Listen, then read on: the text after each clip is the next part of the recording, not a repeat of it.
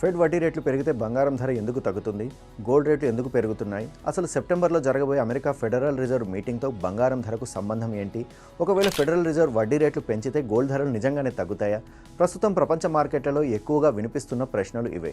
మరి అసలు లాజిక్ ఏంటో సింపుల్గా ఇప్పుడు అర్థం చేసుకుందాం. ముందుగా ఒక విషయం గుర్తుంచుకోవాలి. బంగారం కొనుగోలు చేసి ఎంతకాలం ఉంచినా దానిపై బ్యాంక్ డిపాజిట్ల వడ్డీ రాదు, బాండ్ల రెగ్యులర్ ఇన్కమ్ కూడా రాదు. అయితే గోల్డ్ను ఒక సేఫ్ అసెట్గా మాత్రమే చూస్తారు. ఇప్పుడు ఫెడరల్ రిజర్వ్ వడ్డీ రేట్లు పెంచితే మాత్రం వెంటనే అమెరికాలోని బ్యాంక్ డిపాజిట్లు అలాగే ట్రెజరీ బాండ్లపై వచ్చే రిటర్న్స్ పెరుగుతాయి. అప్పుడు ఇన్వెస్టర్లు వడ్డీ రాని గోల్డ్లో డబ్బు ఉంచడం కంటే మంచి రిటర్న్స్ ఇచ్చే బాండ్లు లేదా ఇతర పెట్టుబడుల్లో పెట్టుబడి పెట్టడం బెటర్ కదా అని ఆలోచిస్తారు. అంతే, కొంతమంది ఇన్వెస్టర్లు గోల్డ్ను అమ్మేసి ఆ డబ్బును ఇతర పెట్టుబడుల వైపు షిఫ్ట్ చేస్తారు. దీంతో గోల్డ్పై డిమాండ్ తగ్గుతుంది. డిమాండ్ తగ్గితే ధరలపై కూడా ఒత్తిడి పడుతుంది. ఇక్కడ ఇంకో కీలక అంశం అమెరికా డాలర్. ఫెడరల్ రిజర్వ్ వడ్డీ రేట్లు పెరిగితే సాధారణంగా డాలర్ బలపడుతుంది. కానీ అంతర్జాతీయ మార్కెట్లో గోల్డ్ ధరల్లో డాలర్లలోనే నిర్ణయిస్తారు. డాలర్ బలపడితే ఇతర దేశాల వారికి గోల్డ్ మరింత ఖరీదుగా మారుతుంది. దీంతో కొనుగోళ్లు తగ్గే అవకాశం ఉంటుంది. అది కూడా గోల్డ్ ధరలను కిందకు లాగుతుంది.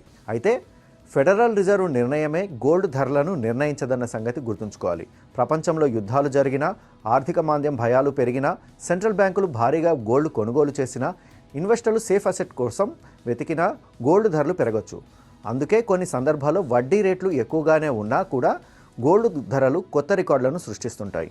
ఇప్పుడు అసలు ఫోకస్ మొత్తం సెప్టెంబర్ 15-16 తేదీలో జరగనున్న ఫెడరల్ రిజర్వ్ మీటింగ్ పైనే ఉంది. ఎందుకంటే ఈ సమావేశంలో వడ్డీ రేట్లపైన కీలక నిర్ణయం తీసుకోనున్నారు.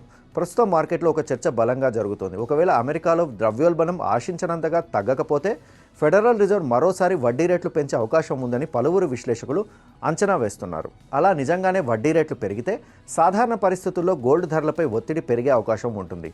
అంటే ప్రస్తుతం రికార్డు స్థాయిలో ఉన్నటువంటి బంగారం ధరల్లో కొంత కరెక్షన్ వచ్చే అవకాశం ఉందని మార్కెట్ భావిస్తుంది. అయితే ఇది ఖచ్చితంగా జరిగిపోతుందని మాత్రం ఎవరూ చెప్పడం లేదు.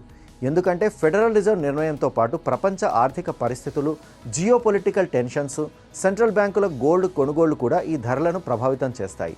సింపుల్గా ఒక్క లైన్లో చెప్పాలంటే ఫెడ్ వడ్డీ రేట్లు పెరిగితే గోల్డ్ ధరలు తగ్గే అవకాశం ఉంటుంది.